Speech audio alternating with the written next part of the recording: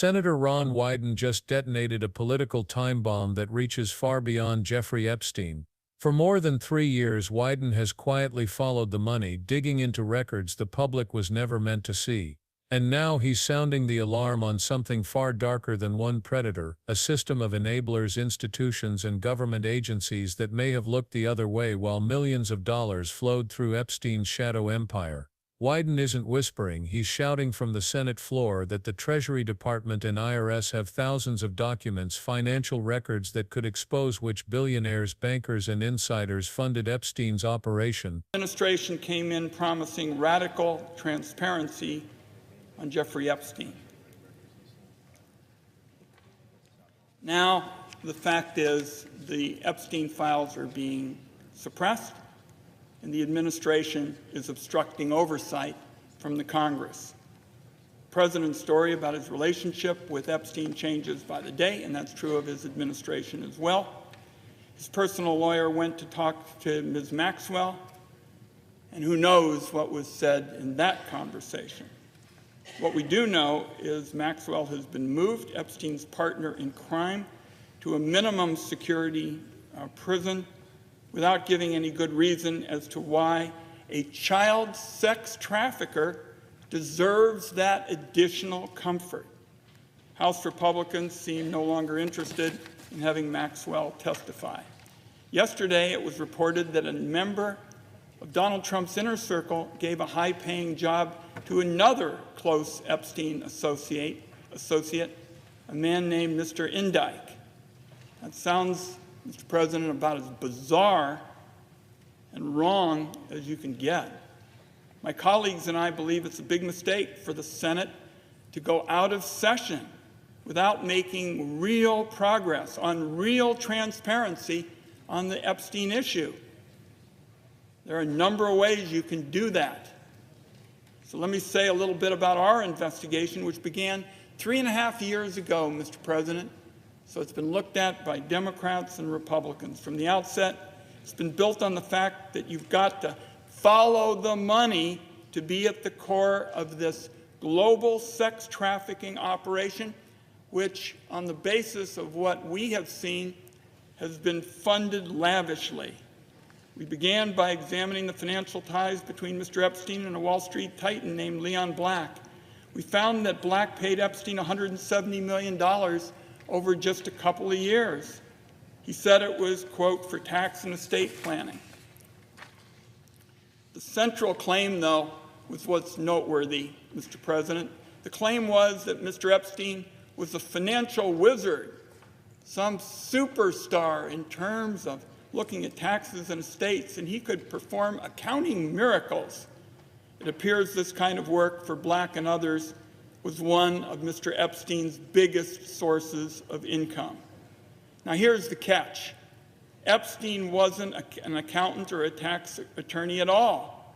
And Leon Black, who's extraordinarily well off, already employed the best tax advisors in the business. He didn't need Mr. Epstein to handle his money. Black's lawyers even told our investigators, and let me just keep it brief, that Epstein's work wasn't very impressive. He made mistakes, and his work needed to be double-checked by people who were actually tax experts. So Mr. Black was paying Mr. Epstein more than double the income of the average Fortune 500 CEO. And Mr. Black wasn't the only one paying Mr. Epstein top dollar for this so-called financial advice. That's where we've got to go to follow the money. Last year, my investigators went to the Treasury Department and reviewed thousands of bank documents related to Mr. Epstein's financing. We've spoken at length about those documents here on the Senate floor. It's a whole set of Epstein files in the possession of the Treasury Department, above and beyond the files in the possession of the Department of Justice. So that's a key point, Mr. President. You've got to look, if you're going to follow the money, at the Treasury Department, not just at the Department of Justice. We've been trying to get those documents. The Trump administration's been blocking us. We've demanded answers from the new head of the IRS about why its criminal investigators didn't look into Epstein's work for Leon Black or whether they did any investigation of Epstein at all. We're talking about hundreds of millions of dollars paid by ultra-wealthy individuals to a known sex trafficker for the purpose of dodging billions in taxes. It is unthinkable that those transactions were never audited or investigated. A deep dive on this, starting with the IRS criminal investigations operation, could have blown the lid off Epstein's cover story about being a financial genius quite some time ago. It could have helped uncover the financing behind these horrific crimes. One last point in terms of an update. There are all kinds of pundits out there chattering about whether this is the right political issue to focus on. My message is blunt, Mr. President. This is not about politics. This is not about Democrats and Republicans.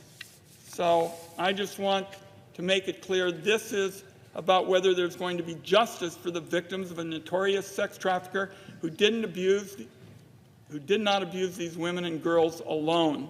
This is about whether there's going to be accountability for the people who enabled and participated in Epstein's crimes. The question really is, as I close, who is the government looking out for? The rich and powerful, even those who do horrible things, or the powerless, the victims of abuse who've been neglected for too long? Donald Trump wants this to go away without any accountability. And for him, that might be about self-preservation. But it's clear the Trump administration, based on our detailed work, doesn't want to do the right thing here.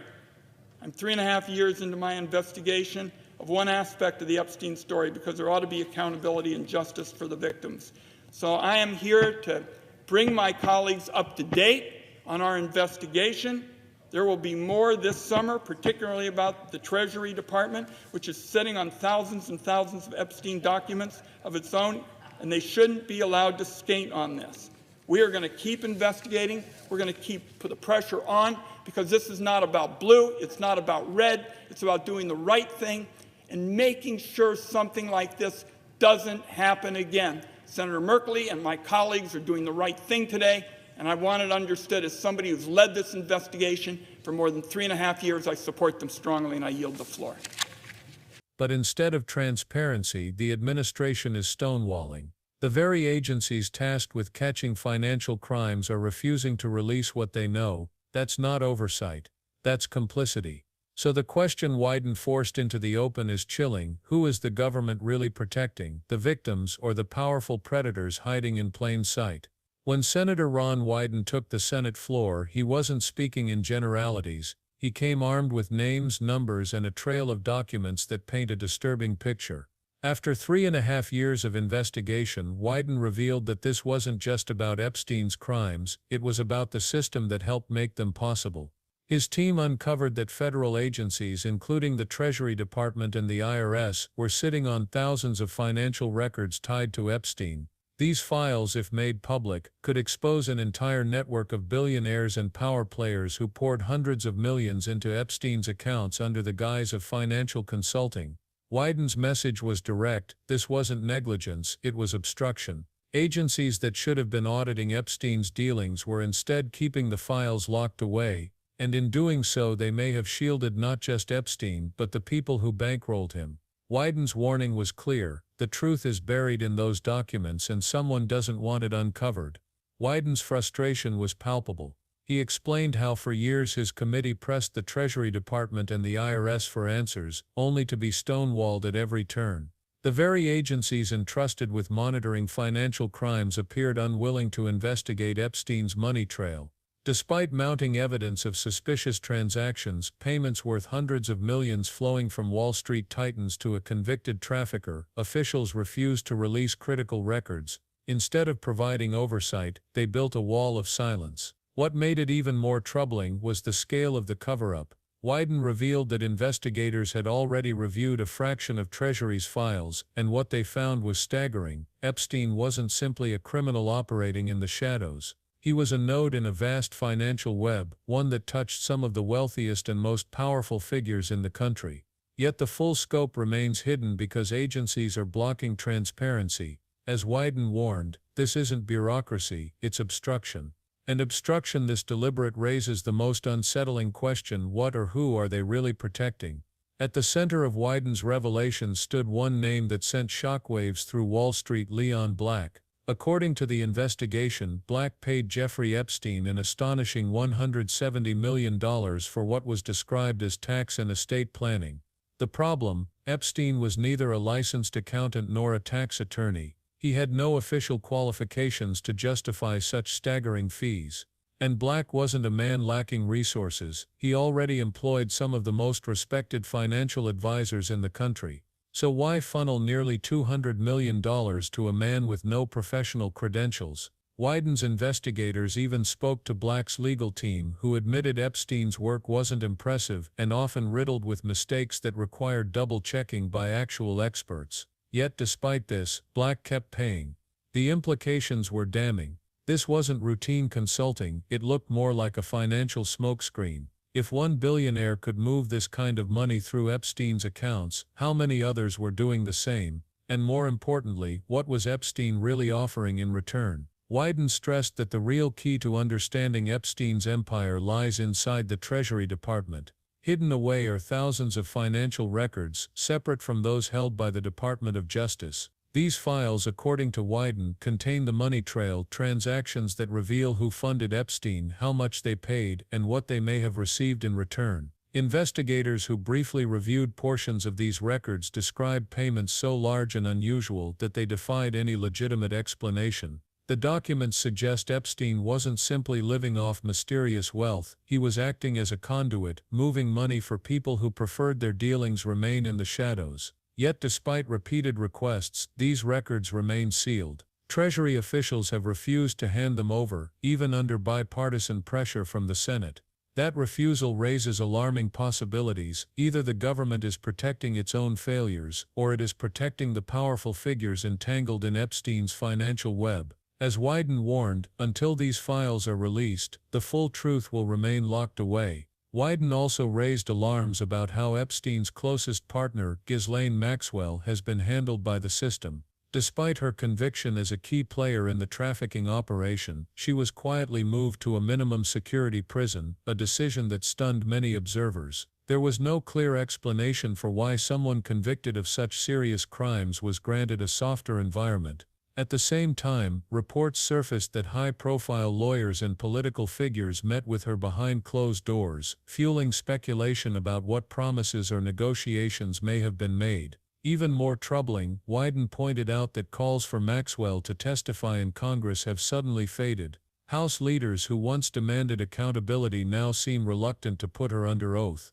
Adding to the unease, another known associate of Epstein was recently given a lucrative position within political circles, raising questions about how deep these connections run. To Wyden, these patterns don't look like coincidence, they look like protection. And protection for the guilty always comes at the expense of the victims. At the core of Wyden's warning was a question too disturbing to ignore: who is the government actually protecting? The evidence suggests it isn't the victims, many of whom have spent years fighting for recognition and justice. Instead, the system appears designed to shield the wealthy and powerful, the very people who poured money into Epstein's accounts and in some cases allegedly participated in his crimes. By blocking access to documents and refusing to demand testimony, federal agencies and political leaders create the appearance of complicity. Wyden argued this is not about partisanship or ideology, it is about whether a government sworn to defend the vulnerable is instead bending to protect predators with influence and money.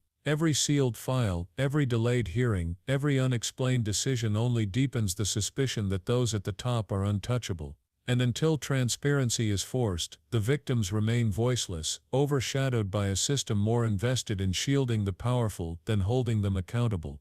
Wyden made it clear that this fight is far from over. He promised that the summer months would bring more revelations, more subpoenas, and more pressure on the agencies holding back Epstein's financial records. His investigators are continuing to trace the money trail, connecting payments, shell companies, and offshore accounts that could reveal the full extent of Epstein's network. According to Wyden, this investigation is not about closing a chapter, it is about opening one that has been deliberately hidden from the public for decades. The senator's vow was simple: accountability must come, no matter how high the names on those documents reach. He warned that if Congress leaves for recess without demanding full transparency, history will judge it as a failure of courage. But Wyden also hinted at a larger movement, one that goes beyond politics. Survivors, journalists and citizens are now watching closely, and every delay only fuels their determination. As Wyden said, this is not the end of the story, it's only the beginning.